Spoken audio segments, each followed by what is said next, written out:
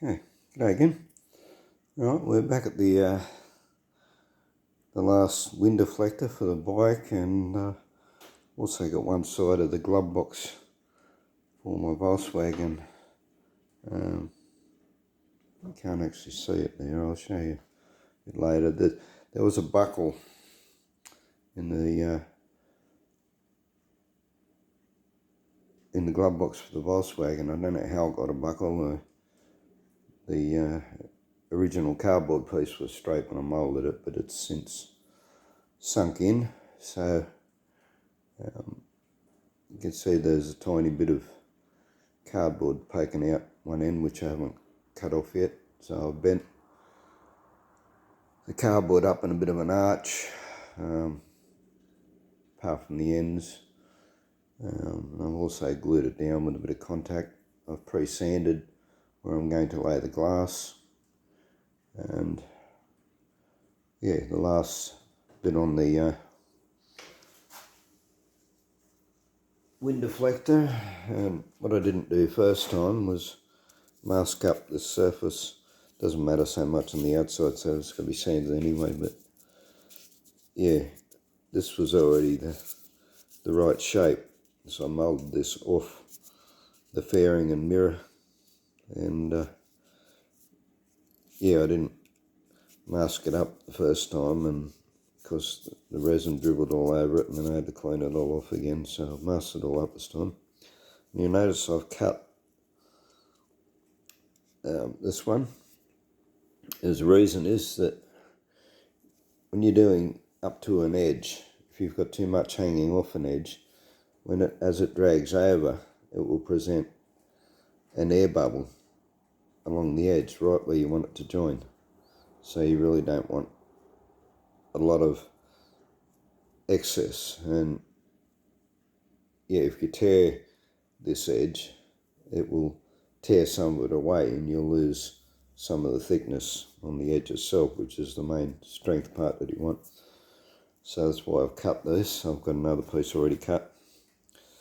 You notice on the glove box, I've torn it all, and that's because I want that to blend in with the other fiberglass. If you put a cut edge, then you're always going to have that edge. You know, you have to try and sand it off or whatever. It's just not going to blend in. And this being the back of the glove box, which is under the bonnet sort of thing. Yeah, it'll basically only get a scuff enough so that the paint sticks to it. I won't be trying to sand it smooth or anything. The inside, yeah, so we'll be sanding that smooth and trying to get a reasonable finish on it. Anyway,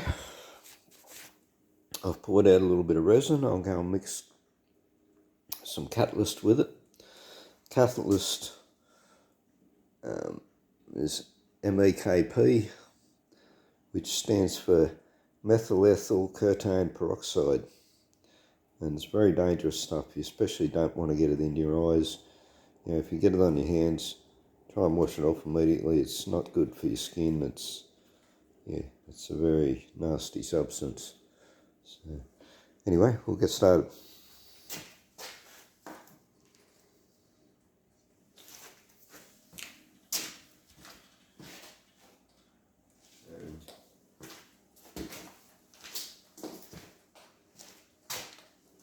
Usually what I do, I said, it's very difficult to measure and know how much catalyst to use. So, I mean, if you were doing the same thing day after day in a factory under the same conditions, then you could work out how much and how much time you've got to lay it down and all that. But it varies a lot. It varies according to the brand of resin you've got. It varies according to the temperature, the moisture in the air. There's a whole range of things that can vary it. So the best thing you can do is just work quickly. Until you're confident of how much time you got. Do small areas at a time. And this is only a small job, so it won't be an issue. and it's night, but however I've got the wood heater going there with the fan blowing on it, so it could still go off quickly. But yeah, as far as measuring it, yeah, I would put like a cupful to a quarter of a litre, which is quite a lot actually. You know, a cupful would probably send off a whole litre eventually. But yeah, as I said, I like to be sure that it's going to go off. So.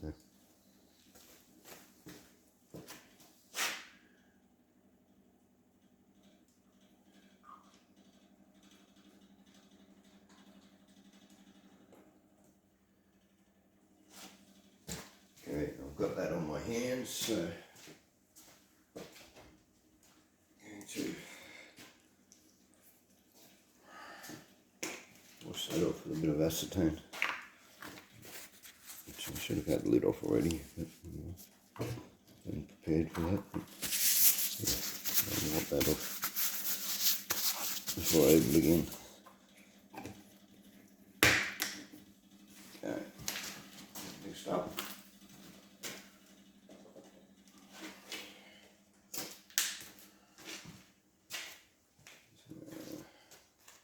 I've got a very small amount. That's probably not even enough actually. Yeah, I've got more than that.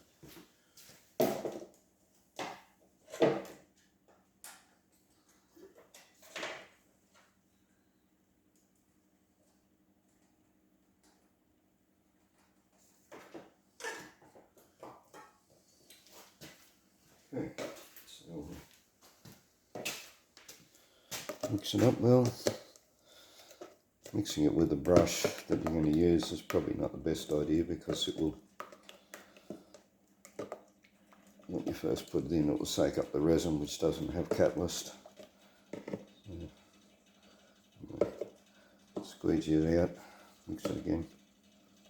As I say, I've only got a very small amount. Okay, let's get started. Put this back over there and lift that off so you can see the cardboard. Cardboard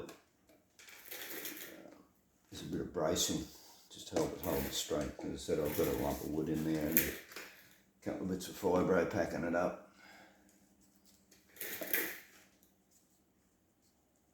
These were short pieces.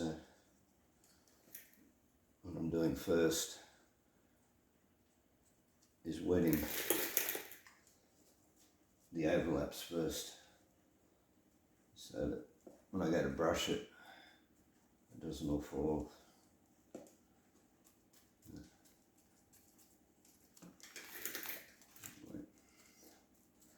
And then you do get indications of it going off. Like resin, majority of resin will start out as a blue colour. So that varies again according to the brand. Usually it's a blue colour. It will go to a greeny colour pretty soon after you put the catalyst in. And the smell will become a bit more potent. And that's the catalyst reacting to the resin. It gives it that, makes the smell a bit more potent.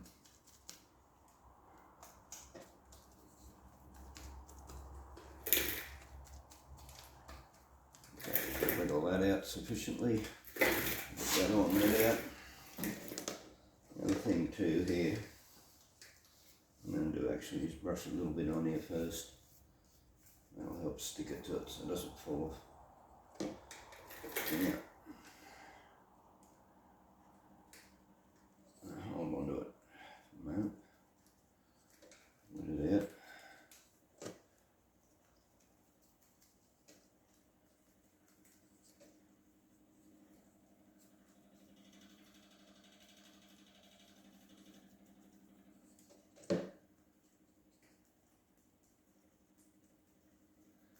The other thing too is when you're coming over an edge like this, you know, if I was to put that down like that, you'll see how the milk crate is actually pushing the glass away from the edge I want to join it to. So hanging over the edge, so that the actual glass is not touching anything other than the job.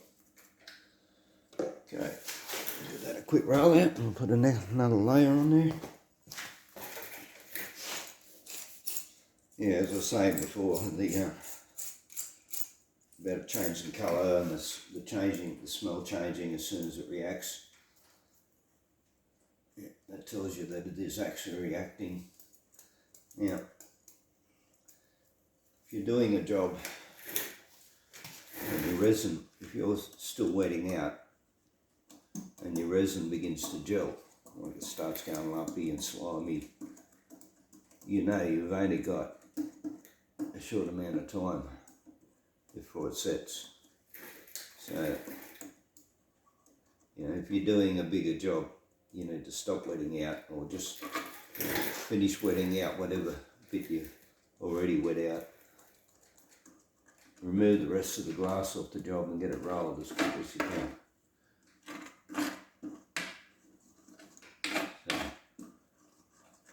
as I said, you get indicators of what's happening.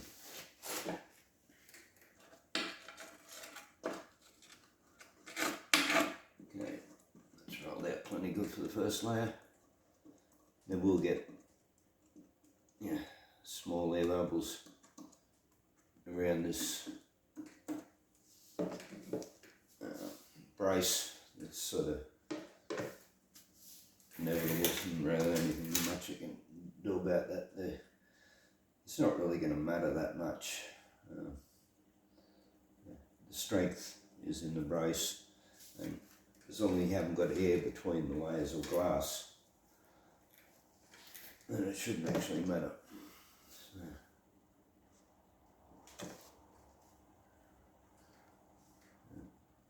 that's it.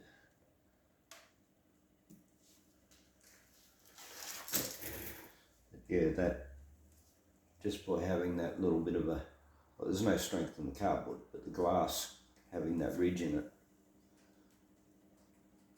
will give it that bit of extra strength, so that when I eventually move the block of wood out of it, it will stay straight. And notice the resin's changed colour again. Gone almost a clear colour, clear to yellowy. When's it starting to turn? So, yep. It's probably starting to turn because I'm sitting here in front of the fire, and I'll put a fair bit of catalyst in there too. As I said, the worst thing for me is if it doesn't go off at all. That, because then you've got a horrible mess to try and clean up.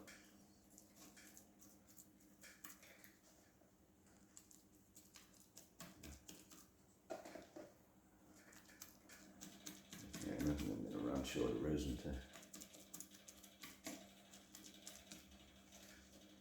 We'll get the second layer on the other one. Oh, so there we go, might be enough. Yeah. So something. Hopefully you can get some light in there. Probably can't see that because the light's not going to shine in it. This is starting to gel. It's sort of starting to go solid. So, only just, it's not actually like it yet.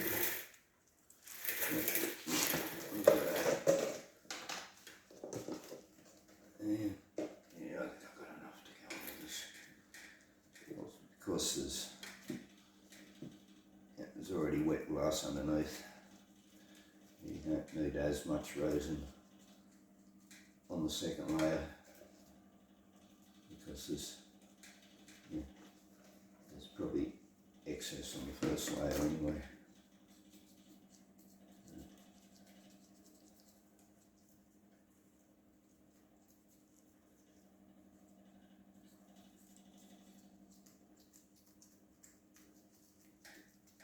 Make sure you don't drag that off the edge. And you have, yeah, okay, plenty of resin in that. Okay, just get it laid out.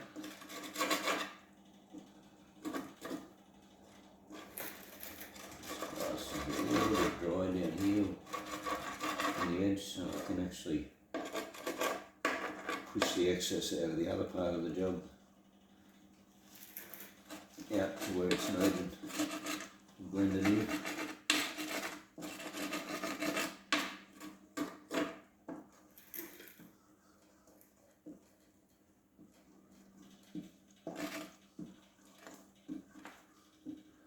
The other thing that can happen, like I thought I was going to run out of resin there, which would have meant mixing up another lot.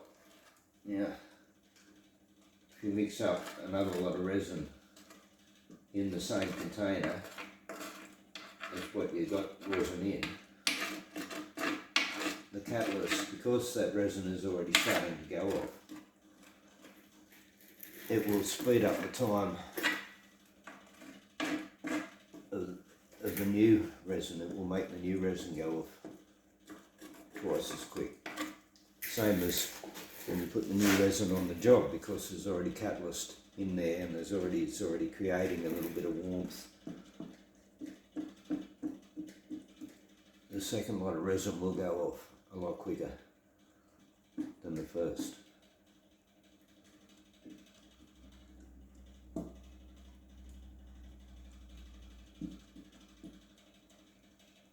And I did find my other roller. I'm not using it because I found it in the firebox. I stuck it in there to burn the resin off and forgot about it. Of course it burned away and rusted away and I had to throw it away. And I haven't been into the shop to grab another roller yet. So I said the other roller was somewhat bigger than this. It was about a ½ inch. It was easier to use than this.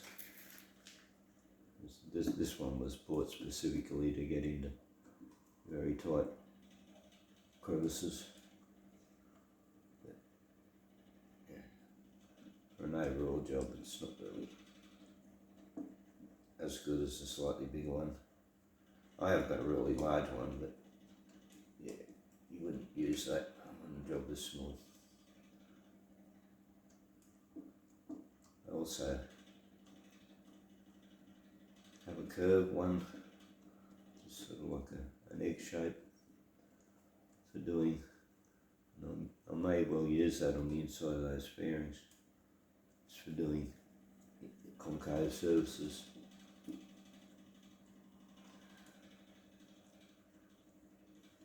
But yeah, it's slightly damaged. I put that in the fire to burn resin off it.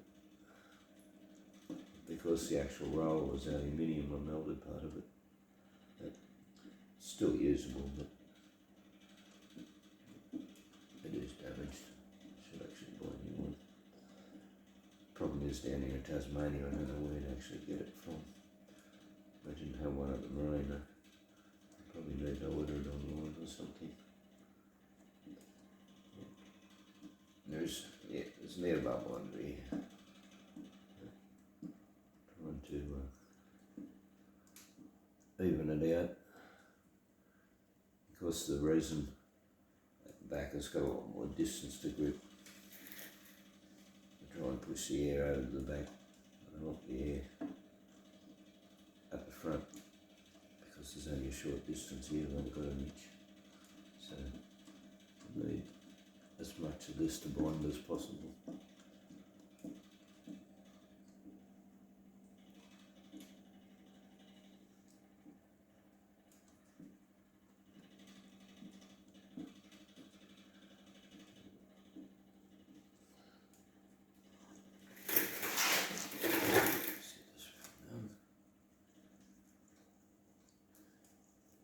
The other side is actually finished as far as the fibreglassing goes. It will now need to be sanded, puttied, sanded again, primed, sanded again, eventually painted, and then after that I'll be cutting up an inner tube and making a rubber gasket. I'll be gluing on to fit underneath it where so it doesn't damage the paint on either this piece or the air bubbles in this. I'm with them here. So this roller isn't as good as the other one, and we'll have to replace that on the. This one tends to push the glass rather than rolling out the air. No, yeah, we've got it done. Okay, there we are.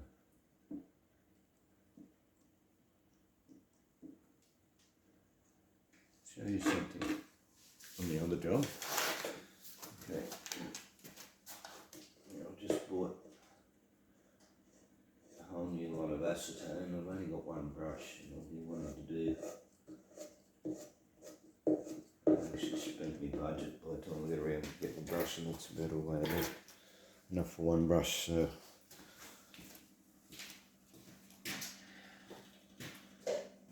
this time I'll be soaking both of them in a bit of acetone. I won't try and wash them out completely because they'll still set. There'll be enough resin left in it to make them set, but I'll set them in there for a while. I'll go and put a cool spot. Probably I'll cover it up with a bit of cellophane or something actually, so it doesn't all evaporate. In the meantime, I'll just leave that sit in there now until I want to use it again next time. Okay. Yeah, just resin off my fingers before I touch the phone.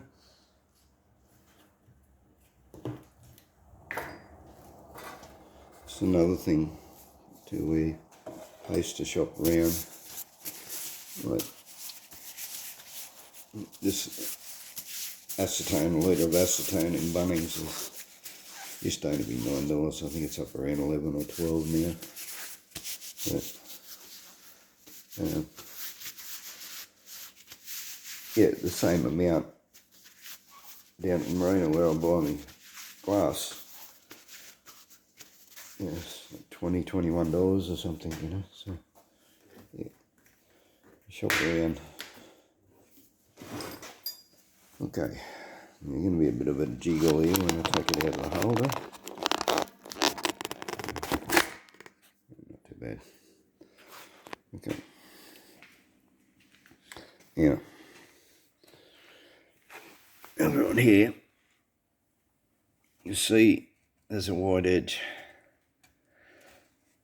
up here.